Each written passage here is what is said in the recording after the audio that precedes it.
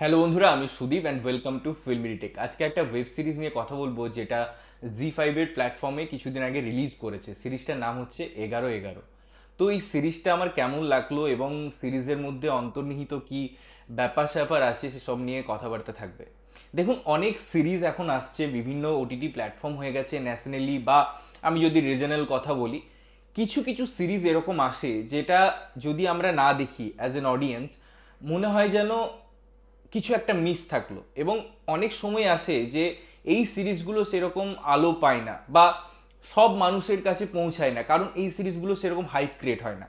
আজ থেকে 2 বছর পরে বা 1.5 বছর পরে দেখবেন এই সিরিজটা নিয়ে আরও অনেক বেশি আলোচনা হবে, বিকজ এই সিরিজটা সময়ের থেকে এগিয়ে একটা অসাধারণ সিরিজ। এবং এইরকম সিরিজ আমার মনে হয় খুব কম তৈরি হয়। 2024-এ যে সমস্ত সিরিজ রিলিজ করেছে তার 1, 2, 3 এই ক্রমটা যদি আমাকে ডিসাইড করতে হয়, অবশ্যই এই সিরিজটা অলরেডি একটা জায়গা নিয়ে থাকবে। সকল বড় বড় স্টার কিন্তু নেই। রাঘব আছে, যার আমরা বিভিন্ন কাজ দেখছি ইদানিং, এবং তার জার্নি স্পেশালি একজন প্রতিযোগী হিসেবে সে এসেছিল একটা রিয়েলিটি শোতে, এবং তারপর একটা অ্যাঙ্কার হওয়া একটা রিয়েলিটি শো এর, এবং তারপর বিভিন্ন সিনেমা সিরিজে কাজ করা। তো হিউজ পোটেন্সিয়াল ছেলেটার। আমরা কিল সিনেমাটা রিসেন্টলি দেখেছি, সেখানে সে ভিলেনের চরিত্রে অভিনয় করেছিল, এবং এখানে সে একটা পুলিশ ইন্সপেক্টর চরিত্রে অভিনয় করছে। এবার এই সিরিজের আমাকে যদি গল্প বলতে হয়, যেটা এই সিরিজের নাম অর্থাৎ 11-11, এই সিরিজটাই একটা লুপ, একটা টাইম শিফটিং এই ব্যাপারটা দেখানো হয়েছে। তার সাথে সাথে একটা ক্রাইম, একটা ইনভেস্টিগেশন থ্রিলার, এই দুটো সাবজেক্ট, এই যে লুপ বা লুপ বলা ভুল, এই যে টাইম ট্রাভেল, একটা টাইম, দুটো টাইম লাইনে আমরা দুটো কানেকশন, এই জিনিসের মেলবন্ধন সিনটা দেখছি। সাবজেক্ট ওয়াইজ আমি যদি থ্রিলার ঘরানার কথা বলি, জনরার কথা বলি, সেটা তো ছিলই, বাট এই এলিমেন্টটা যখন এর মধ্যে ব্লেন্ড হয়ে যাচ্ছে, তখন একটা আলাদা আভিজাত্য ক্রিয়েট করছে এই পুরো সিরিজটায়। এবং আমরা বেশ কয়েকটা ঘটনা প্রথম সিজনেই দেখতে পাচ্ছি। প্রথমে একটা ঘটনা দেখতে পাই যেটা ইনভেস্টিগেশন হয়, যার ফলে অ্যাকচুয়ালি এই যে এদের মধ্যে সংযোগ স্থাপন হয় দুটো টাইম লাইনে, দুটো পুলিশ ইন্সপেক্টরের মধ্যে। সেই ঘটনাটা হচ্ছে যে একটা ছোট বাচ্চা মেয়ের কিডন্যাপ এবং তাকে মেরে ফেলা। কে তাকে মেরে ফেলছে, এটা ইনসিডেন্ট ঘটার পর যে ইনভেস্টিগেশনটা হচ্ছে। সেকেন্ড, আমরা একটা ইনসিডেন্ট দেখতে পাই এটা সলভ করার পরে, এবং তার সাথে যে ঘটনাটা, যে একটা সময় রুলস আসে, দেখানো হয় যে 15 বছরের পুরনো কোনো কেসকে আর ইনভেস্টিগেশন করা হবে না। তো তারা একদম টাইম মেপে সেটাকে কিভাবে করে ইনভেস্টিগেশন, সেটা পুরো বেশ খানিকটা সময় নিয়ে দেখানো হয়েছে।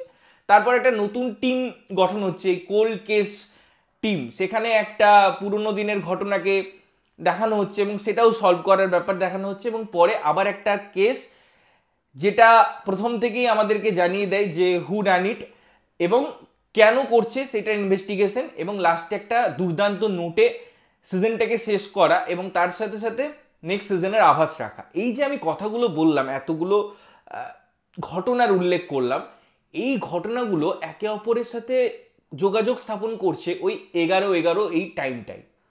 মজার ব্যাপার, এখানে 7 নম্বর এপিসোডের আগে আমরা একটা জায়গা দেখতে পাই, যখন আমাদের যে মহিলা ইন্সপেক্টর আছে তিনি তার সিনিয়র ইন্সপেক্টরের বাড়িতে যান, এবং তার একটা রিলেটিভ, সে বেসিক্যালি একজন সায়েন্টিস্ট, এবং তার ঘরে বিভিন্ন ঘড়ি দেখানো হয়। জেনারেলি এটা নিয়ম যে ঘড়ি যখন বন্ধ থাকে একটা টাইম সেট করে রাখা হয়, সেটা হচ্ছে 10টা 10। এটা একটা ইউনিভার্সাল টাইম সেট করে রাখা হয়। এর পিছনে আপনারা ইউটিউবে গিয়ে দেখবেন কেন এটা করা হয়, আছে। বাট তার ঘড়িতে কিন্তু আপনারা যদি টাইমটা খুব ভালো করে দেখেন, সেখানে 11-11 করা আছে। এবারে এই 11-11 ব্যাপারটা কি, অনেকে দেখবেন স্ট্যাটাসে লাগায় 11-11। এটাকে বলা হয় একটা একটা লুপ, একটা ইলিউশনস, বা একটা একটা একটা উইন্ডো, একটা ডোর, যেটা দুটো জায়গার মধ্যে সংযোগ স্থাপন করে, এবং সেটা অবশ্যই একটা পজিটিভ এনার্জি। অনেক সময় আমরা এই যোগাযোগ স্থাপন বিষয় হিসেবে আয়না ইউজ করি, কখনো কখনো সেটা ডেভিল এনার্জি আমাদের মধ্যে প্রোভাইড করে, বা একটা অন্য দুনিয়ার সাথে কানেকশন, প্যারালাল যে কথাবার্তা, বা একটা অন্য ইউনিভার্স, এই সমস্ত জিনিসপত্র লজিক বিভিন্ন ক্ষেত্রে বিভিন্নভাবে উল্লেখ করা আছে বা জানতে পারি আমরা। বাট এই 11-11 টাইমটা পজিটিভ নোটে কিন্তু ইউজ করা হয়, এবং এই সময়ের মধ্যেই কেন 1 মিনিটের ডিউরেশনে তাদের মধ্যে কথা হচ্ছে, এটা যদিও পুরোপুরি এই সিজনের মধ্যে ক্লিয়ার নয়, বাট ওই টুইস্টটা, ওই যে পুরো জার্নিটা, এই পুরো সিরিজটাকে একটা একটা স্ট্রেংথ দেয়, একটা অভিনবত্ব দেয়। আমরা হয়তো পরের সিজনে আরো জানতে পারবো যে ব্যাপারটা কি হয়েছিল, কেননা কিছু কিছু জিনিস কিন্তু তারা ক্লোজার দেয়নি, কিছু কিছু জিনিস তারা ওপেন এন্ডেড রেখেছে, যেটা কিন্তু ভালো দিক। সব কিছু চোখে আঙুল দিয়ে দেখানোর দরকার নেই, বাট যেটুকু আছে সেটার আবার কয়েকটা ইনসিডেন্টের খুব সুন্দর ক্লোজার আছে, যেটা তারা খুব সুন্দরভাবে পজিটিভ নোটে নিয়ে এসছে।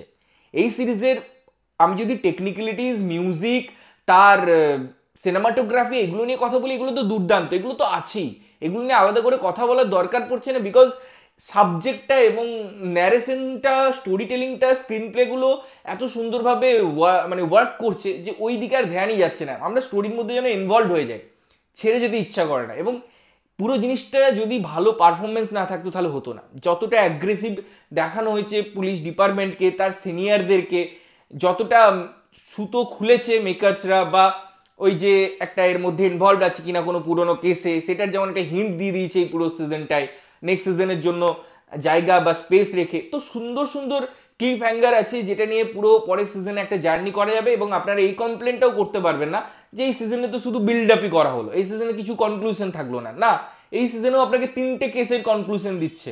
এরপরে আপনি আর কি চান? গল্পের এন্ডিং দেখছেন, প্লাস ওই গল্পের মাঝে মাঝে এমন ক্লিপ হ্যাঙ্গার রাখছে, এত স্মার্ট রাইটিং, এত স্মার্ট ডেভেলপমেন্ট, যে পরের সিজনের জন্য আপনাকে দরজা খুলে দিচ্ছে।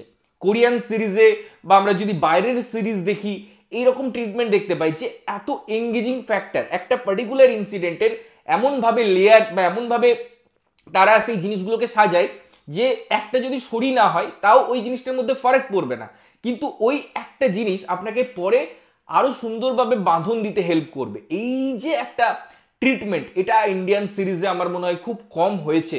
এবং স্পেশালি এত সুন্দরভাবে সিরিজটার গঠন, এত সুন্দরভাবে সিরিজটার ডেভেলপমেন্ট, তার জার্নি, অমাইক। আমি এই সিরিজটা ধ্যান দিয়ে দেখলাম, কিছু কিছু এপিসোড আমি দুবার দেখলাম, বিকজ এত উত্তেজনা দিচ্ছিল ওই সিরিজগুলোর মধ্যে, ডিটেলিংগুলো এত সুন্দর ছিল, কোনো জায়গায় তারা খুঁত রাখেনি, কোনো জায়গায় আপনি একটা লুফোলস খুঁজে পাবেন না যে এই সিরিজটাই আর একটু ভালো করতে পারতো না। বেশি লেন্দি নয়, কিন্তু কেসটার ডেভেলপমেন্ট হচ্ছে, ওই টাইমটা ওকে দিতেই হবে, বিকজ কিছু কিছু জিনিস আমি যদি ডেভেলপ না করে হুট করে দেখিয়ে দিই, সেটা আবার ঠিক হতো না। তাই একদম প্রপার ইনগ্রেডিয়েন্ট আছে, এতটা ডেভেলপ করবো আমি ক্যারেক্টারটাকে, এতটা ডেভেলপ করবো আমি সিচুয়েশনটাকে, এতটা ডেভেলপ করবো আমি ওই জায়গাটাকে। তো আমার কাছে এটা একটা ব্যাপক প্রাপ্তি, এবং অনেক দিন পর আমি একটা সিরিজ দেখলাম যেটা দেখে বাউ শব্দটা বেরোয়, অটোমেটিকলি বেরোয়, বিকজ সত্যি এই ধরনের সিরিজ আসার দরকার, আরো এক্সপেরিমেন্টের দরকার। তো তোমরা যদি ইতিমধ্যে এই সিরিজটা দেখেছো, কেমন লেগেছে জানিও, না দেখে থাকলে মাস্ট ওয়াচ, প্লিজ দেখো এবং দেখে এসে জানাও তোমাদের ওপিনিয়ন কি, তোমাদের যদি অন্য কোনো থট প্রসেস আছে সিরিজটা নিয়ে, আমার মনে হয় আলোচনা হওয়ার দরকার। দেখা হচ্ছে অন্য কোনো ভিডিওতে, ততক্ষণের জন্য ভালো থাকবে, সুস্থ থাকবে এবং সবসময় ভালো জিনিস দেখবে। চ্যানেল যদি প্রথমবার দেখছো, লাইক কমেন্ট শেয়ার করতে হবে, সাবস্ক্রাইব করতে হবে, যাতে প্রত্যেকটা নোটিফিকেশন তোমাদের কাছে পৌঁছায়। ততক্ষণের জন্য টাটা।